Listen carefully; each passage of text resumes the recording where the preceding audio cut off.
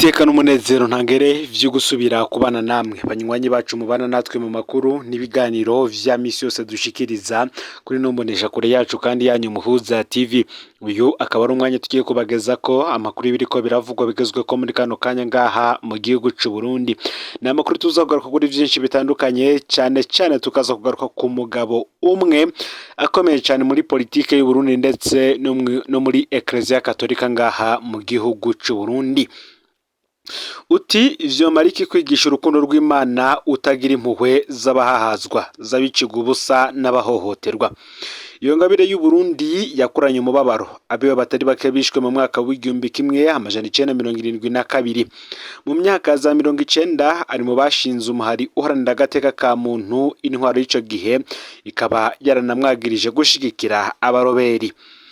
Ivy'igihugu rero bimaze kuyangara yabaye mu bahuza bumvikanisha abanyapolitike. Ni mu gihe kandi bamwe mu baroberi bamuhaye iminsi 30 ngabe ayavuye mu gihugu, atari gutyo yicwe. Mu nyuma rero yahagaze rugabo aremanga ko umukuru w'igihugu yakwije ibiringo vyo adashobora kwico atarekuriwe. Inyigisho yiwe yahindutse icivugo c'abagwanira ibwizwa shingiro n'amasezerano ya Arusha. Yaranzwe, yaratewe ubwoba ariko ntigeze ahesha.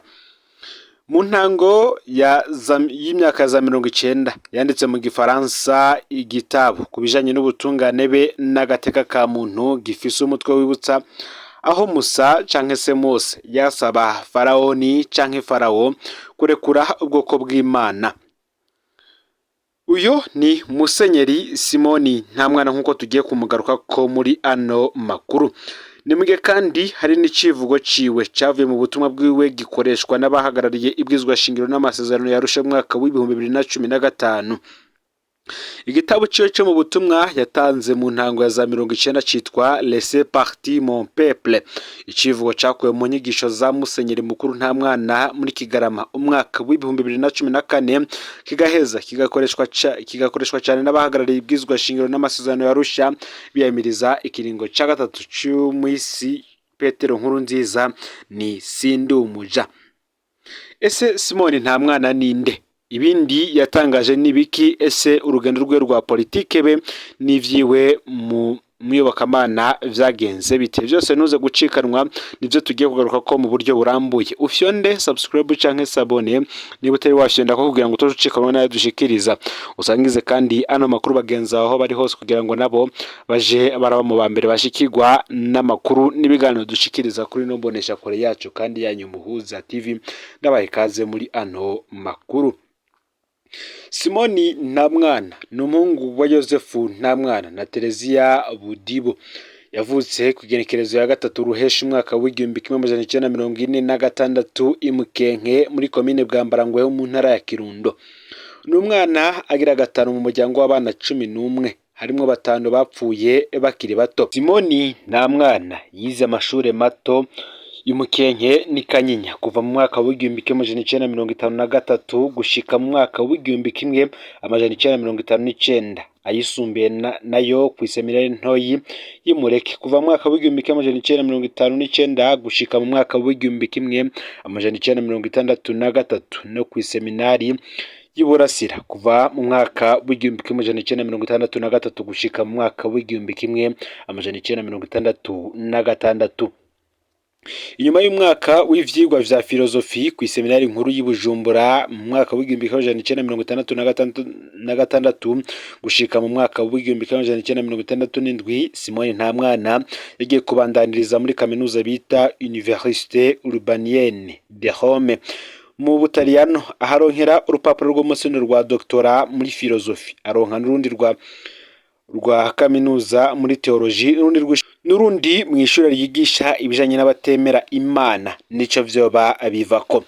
Simoni Ntamwana yatiwe mu bupatiri ku igenekerezo ya 24 ntwarante umwaka w'1974 i Roma mu Butaliyano. Simoni Ntamwana kandi asanzwe avuga neza indimi zitandatu arizo Igiswahili, Ikirundi, Igifaransa, Ikidagi, Ikilatini be n'Ikigereki. Arumva kandi Ikiespanyol be n'Igiprotige. kuva mu mwaka w'igihumbi kimwe amajana icyenda na mirongo irindwi na gatandatu gushika mu mwaka w'igihumbi kimwe amajana icyenda na mirongo irindwi n'icyenda, Patiri Simoni Ntamwana yararongoye iseminari ntoyi y'Imuyinga Rusengo. Kuva mu mwaka w'igihumbi kimwe amajana icyenda na mirongo irindwi n'indwi yarajejwe kandi amabanga menshi muri diyoseze ya Muyinga, harimo kuba vicaire generale wa diyoseze. Ni nako kandi mu mwaka w'igihumbi kimwe amajana icyenda na mirongo irindwi n'icyenda Simoni Ntamwana yagenywe kuba patiri mukuru wa paruwasi ya Gitaramuka. Nako kandi ku igenekerezo ya 14 Munyonyo umwaka w'igihumbi kimwe amajana icyenda na mirongo umunani n'umunani, Simoni Ntamwana yagenywe na Papa Yohani Paulo wa kabiri kurongora diyoseze ya Bujumbura. Ababaye uwa kabiri muri ayo mabanga inyuma ya Musenyeri Mikaheli Ntuyahaga. Musenyeri Simoni Ntamwana yatiwe mu ibanga ry'ubwepiskopi ku igenekerezo ya 5 Ruhuhuma umwaka w'igihumbi kimwe amajana icyenda na mirongo umunani n'icyenda.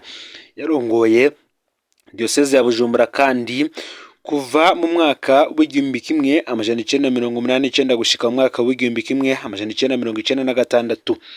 Inyuma y'igandagurwa rya Musenyeri mukuru Yohakimu Ruhuna muri Nyakanga umwaka w'igihumbi kimwe amajana icyenda na mirongo icyenda na gatandatu Murantunge, Simoni Ntamwana yaraganywe kuba Musenyeri mukuru wa Arkidiocese ya Gitega ku igenekerezo y'umunani Ruhuhuma umwaka w'igihumbi kimwe amajana icyenda na mirongo icyenda n'indwi.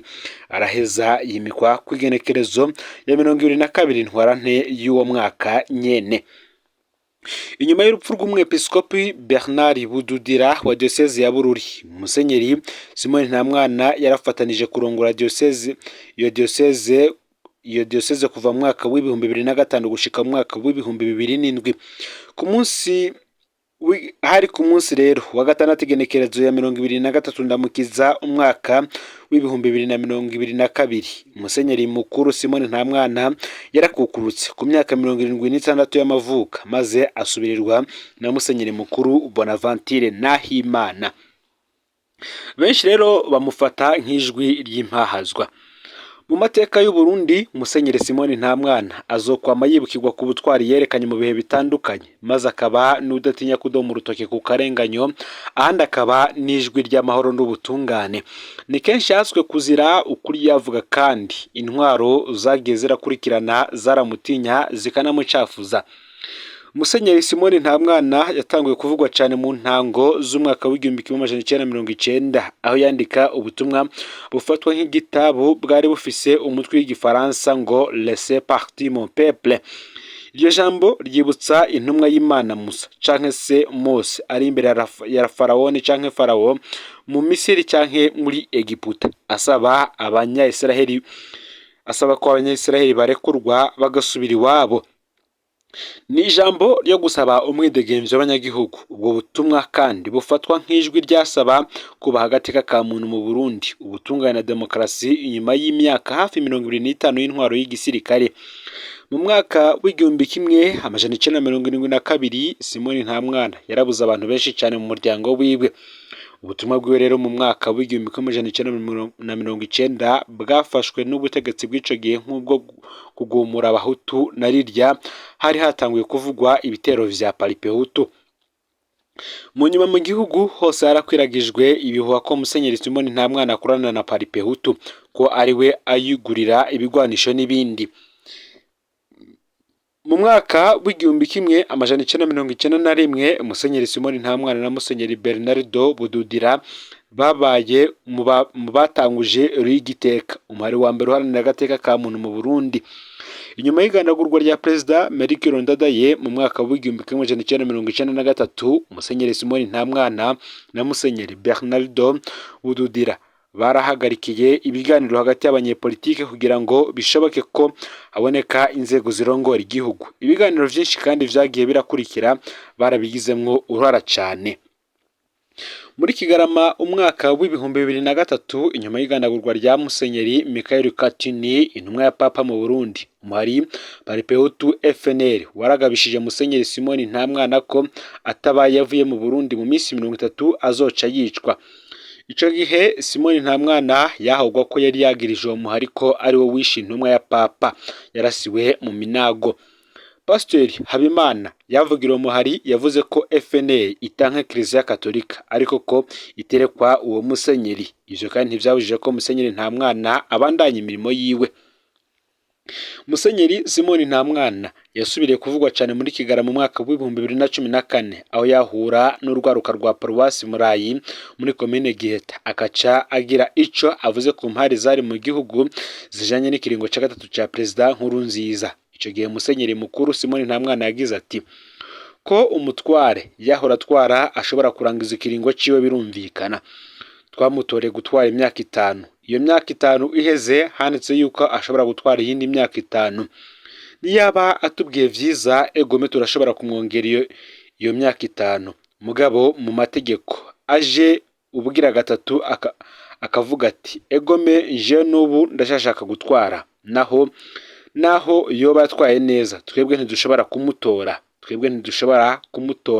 kuko atarekuriye kwitoza.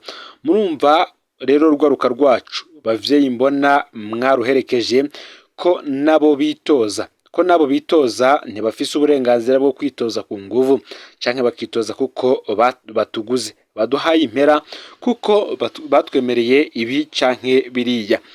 Ntibafise ubwo burenganzira. Ega uko niko batugira abaja, nta muntu numwe rero arekuriwe kugira umuja mugenzi we, nta numwe. Iri jambo ryaragize uruhara rukomeye cyane mu vyakurikiye. Musenyeri mukuru Simon Ntamwana amaze kwerekana aho ahagaze ivyuguriye amaso abarundi bo mu moko yose. Ivyo kwanka ihonyangwa ry'ibwirizwa shingiro ntivyari bigishoboka kwitirirwa ubwoko kanaka. Musenyeri Ntamwana ico gihe yaratewe ubwoba inyuma y'ayo majambo kugira yisubireko. Umuhisi General Adolphe Nshimiyimana arishikira igitega kubimusaba ariko ntaco vyahinduye kuko inama y'abasenyeri Katolika nayo nyene yahavuye yerekana ko idashigikiye ico kiringo. Iryo jambo akaba ari naryo ryavyaye icivugo sindumuja caranga abiyamirije ikiringo ca gatatu ca Petero Nkurunziza. Naho rero yagumye aterwa ubwoba ntivyabujije ko musenyeri mukuru Simon Ntamwana yabandanije kwiyamiriza ubwicanyi n'akarenganyo vyagumye vyibonekeza mu butegetsi. Mbere no mu kwezi kwa Ruhuhuma umwaka wa 2022 mu masengesho yatunganijwe na CNDD-FDD musenyeri Simon Ntamwana yari yamirije ivyo kunyuruza abantu zabandanya gukorwa n'ubutegetsi. Simon Ntamwana yarabaye kandi twovyita nk'ishure ryiza canke s'akarorero keza ku barundi ndetse n'abandi bo mu makungu batandukanye kuko Simon Ntamwana yuguruye amaso no mwaka uheze ibikorwa vya Kiliziya Katolika vyabandanije kugaragara aho inama nkuru y'abepiskopi nanone yagiye iriyamiriza vyinshi bitandukanye bikorwa n'ubutegetsi cyane iyi ntwaro ya CNDD-FDD. Ngivyo rero ivyo twagira tubabwire kuri uyu musenyeri Simon Ntamwana ndetse tubageza ko kahise kiwe ndetse na vyinshi yakoze mu bikorwa vya politike be no muri Kiliziya Katolika y'igihugu cy'u Burundi.